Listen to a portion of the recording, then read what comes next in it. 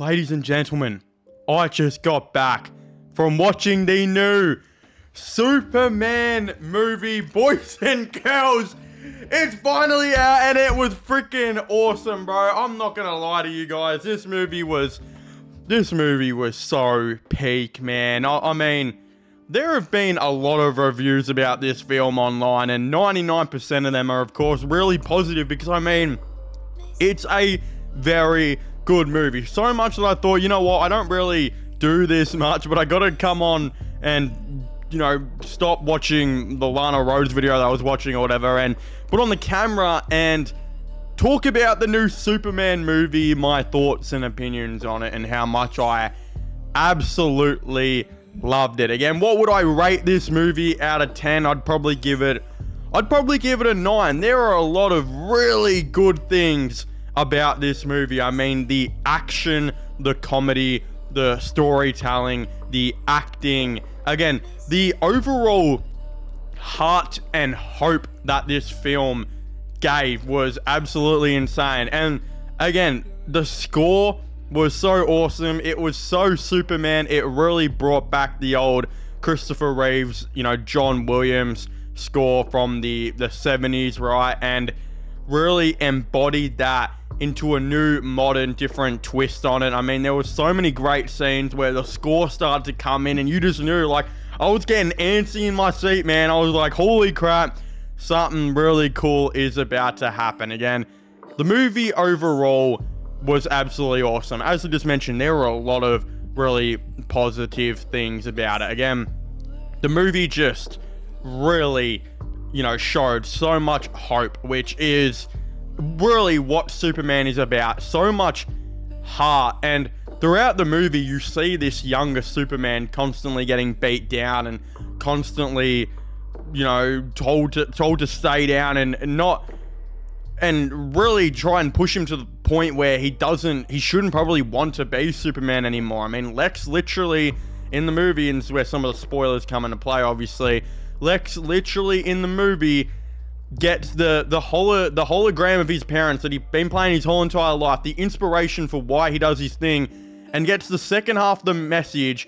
And the second half is obviously the secret plan of the Kryptonians to, you know, have Superman actually take over Earth and rebuild Krypton. Again, Lex Luthor literally goes out, ruins this guy's whole entire image, and Superman still wants to be Superman, and he still wants to save people and do things for the greater good. Again, in touching on Lex Luthor right now, pause, that sounded a lot worse than I wanted it to be. While we're talking about Lex Luthor as well, I really got to say that I think he was one of the best comic book villains on movies that I have ever seen. Again, I've got some ones personally that I absolutely love. I think Thanos in the MCU is absolutely goated. I think the Riddler and now even the Penguin in the Batman universe are absolutely goated in my opinion. And, you know, some of my all-time favorites as well. And again, a lot of people have the Joker from The Dark Knight as a top-tier all-time villain. Willem Dafoe's Norman Osborn and Green Goblin in the, you know, OG Tobey Maguire Spider-Man universe, and now the MCU as well. All goats. But oh my god, Nicholas Hoult as Lex Luthor, my oh my god, I'd let him touch me without consent, you know, like, he was so fucking cool, bro. Like, I was so shocked about how ruthless he was, and how, like, his girlfriend, when he was spitting his shit, he was throwing stuff at his girlfriend, and then when his girlfriend went and hid in the closet, he, like, pulled her out by her legs, trapped her in a little different freaking space dimension universe thing with a bunch of his other ex-girlfriends. I mean, holy shit. Can you imagine? Like, don't think I've ever seen really too many directors, especially in like a superhero film or anything like that, brave enough to have violence against a woman, right? Like, you see all these movies and they get called woke, and a lot of them are really having these massive female girl bosses who are super controversial, and, you know, all of them can't do anything wrong, and they're all so perfect. You look at the new Star Wars movies, you look at the Marvels, you look at freaking She-Hulk, right?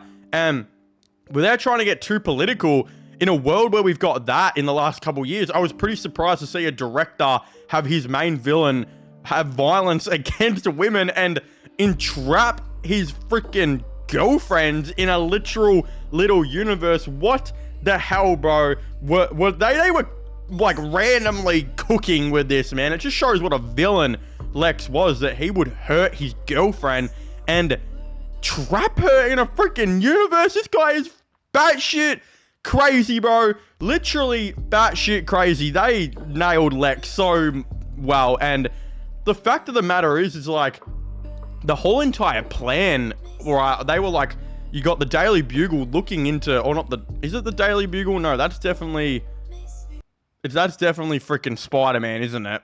The Daily Planet, you got the Daily Planet looking into Lex and thinking, oh, why is he doing this against Superman? Oh, he wants to lead this country. He wants to do this and that. But then Lex kind of just straight up reveals at the end of the movie, no, I just fucking hate Superman and I want to do everything in my power to stop you. You're an alien and I don't like you. All of this type of stuff. Lex was so crazy, and oh my god.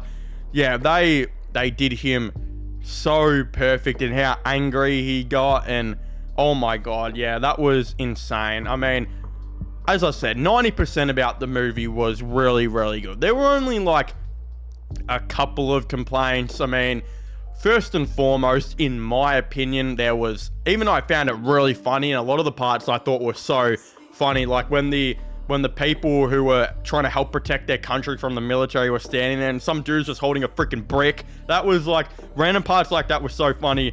And there were little parts where I was like, ugh, I don't know if that needed to be in the film, like the 10-second scene of the garage door opening really slowly, just for like 10 to 15 seconds, the 15-second mark.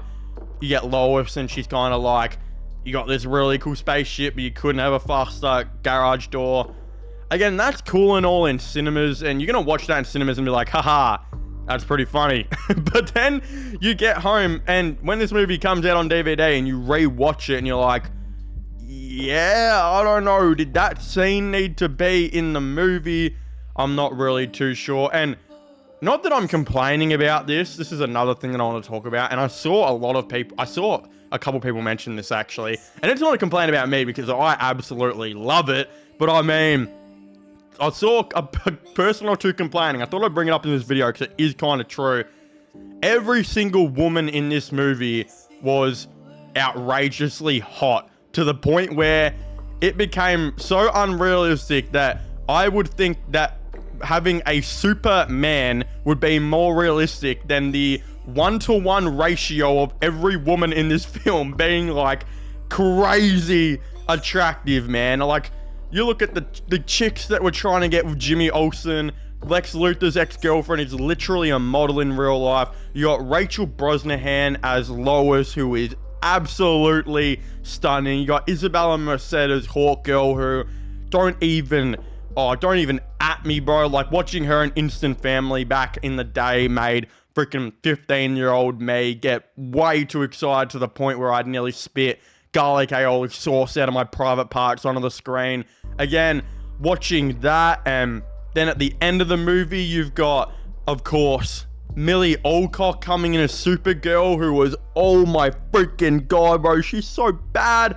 Like, holy shit, every single chick in this movie was hot as hell, bro. Like, I don't know, I'm definitely not complaining, but I saw one or two people say it was so unrealistic, which, I mean, doesn't really make any sense considering this is a Superman movie and there's a literal flying alien who is indestructible in the sky. Like, yeah, whatever. I mean, I thought it was something funny to point out because I thought it was really, really interesting. I started thinking about it, I'm like, oh yeah, every chick in this movie is outrageously attractive.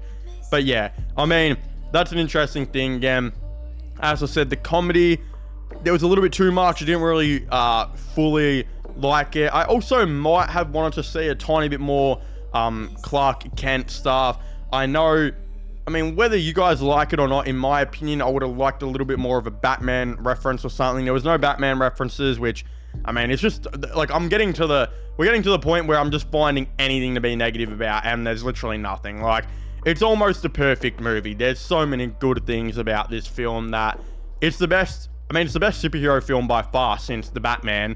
And it would be probably like top 3 since 2019 or so. Like, it was legitimately that good. Such a good film, such a good start to this new universe. I'm so excited for Supergirl next year. I don't even know how I'm going to watch it with Millie Alcock being on the screen. She's just going to be distracting me the whole time. I'm telling you guys.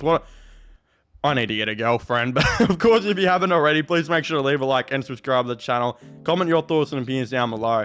What do you guys think about this new Superman movie? Did you guys like it, or did you guys not? Again, I'd very much like to know. Subscribe to my other channels. Follow me on Instagram, link down below. And I guess I'll be seeing you guys next time. Goodbye.